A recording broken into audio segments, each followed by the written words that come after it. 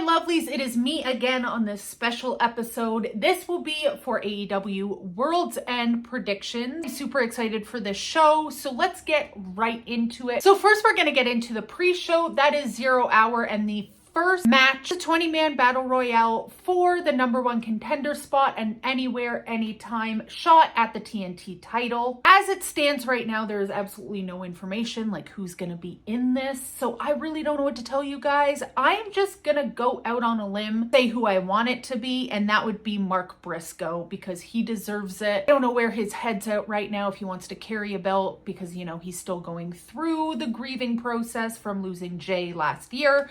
But if I had to choose somebody on the roster to win the #1 contender spot for the TNT title, that would be Mark Briscoe. Next match on 0 Hour, that is Hook versus Wheeler Yuta for the FTW belt. I literally don't care about this belt. I don't care about this match. I want to love me some Wheeler Yuta. He is super talented.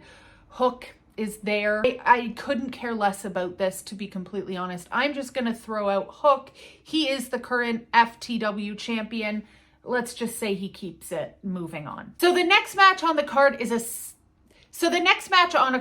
an 8-man tag match. As we know, Kenny Omega is out due to an illness, so Golden Jets are no more for the time being at least. The 8 men in the tag match is Sting, Darby Allin, Chris Jericho, and Sammy Guevara. Sammy Guevara came back this week's AEW Dynamite episode. I was super happy to see him. I love Sammy Guevara. I think he's great. Putting Sammy back with Chris Jericho, I mean, time will tell. On the other side, we have Ricky Starks, Big Bill, Powerhouse Hobbs, and Kyle Fletcher.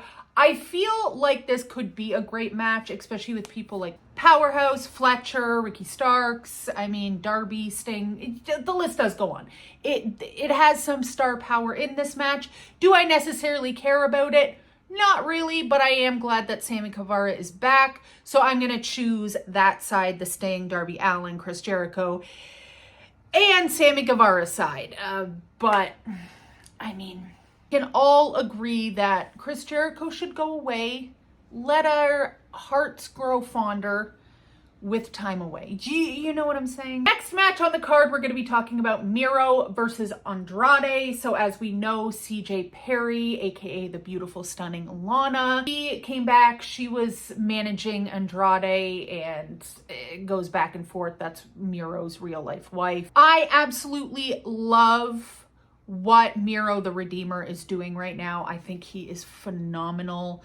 Andrade has never personally done anything for me. I understand that he is very talented in the ring, but I just don't connect with him. I'm gonna have to go with Miro on this one. Really think they need to push him so far into 2024, into the stars. So I really gunning for him because he makes this feud interesting to me. His backstage segments and promos, there's so much emotion. And when he said in one of his promos backstage, like, I'm not going to kick your ass because my wife's managing you. I'm going to kick your ass because you're an asshole. I don't know why. That just like tickled me. Anyway, so I'm going with Miro on this one. Next match on the card is something that I cannot choose a winner. It is going to be super difficult for me. And that is Swerve Strickland versus Keith Lee. Rivalry that we have been waiting for. I think this is going to end in like a draw or something. They aren't going to put the heavyweight championship on Swerve Strickland right away. I'm going to let him simmer for a little bit.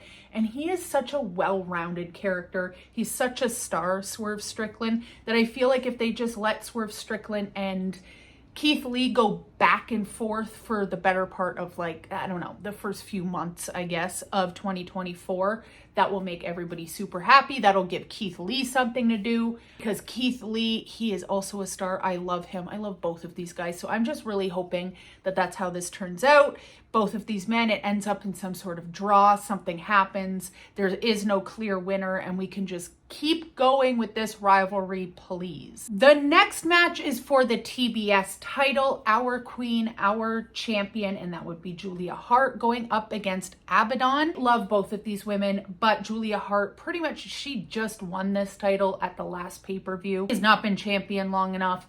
And if it were up to me, somebody actually did say this to me on Twitter, so if you are watching my video, please tag yourself below. But what if Abaddon loses, but then she joins Julia Hart and Sky Blue. I think that's what I'm going to need. I don't think Julia Hart should walk out of World's End not the champion. She's doing so well. She won Breakout Female Pro Wrestler of 2023, which was well-deserved. I don't think they should be taking the belt off of her at this point. And again, if we can get Julia Hart and Abandon together in some aspect, I would love that. Next match on the card that we're going to talk about is Christian Cage, our TNT champion, versus Adam Copeland, aka Edge. This is a no DQ match, no disqualification match for the TNT champion, Cage versus Copeland. I kind of feel like somebody from Christian's side is going to turn on Christian, that making Adam Copeland the new TNT champion. But I also want to drag this feud out a little bit longer, so changing my thought here. We are going to go with Christian Cage. This is a no DQ match, so somebody gets involved, probably Nick Wayne. Christian Cage retains his TNT championship, and this feud continues. I mean, I would love to see my Canadian boys back together, but I don't think this is the time. Next, we have another women's match that is for the Women's World Championship. That is Riho versus our champion, Toni Storm. She is on a roll this year. Like, talk about a character glow up. I absolutely love black and white Toni Storm, unhinged Toni Storm. It's great.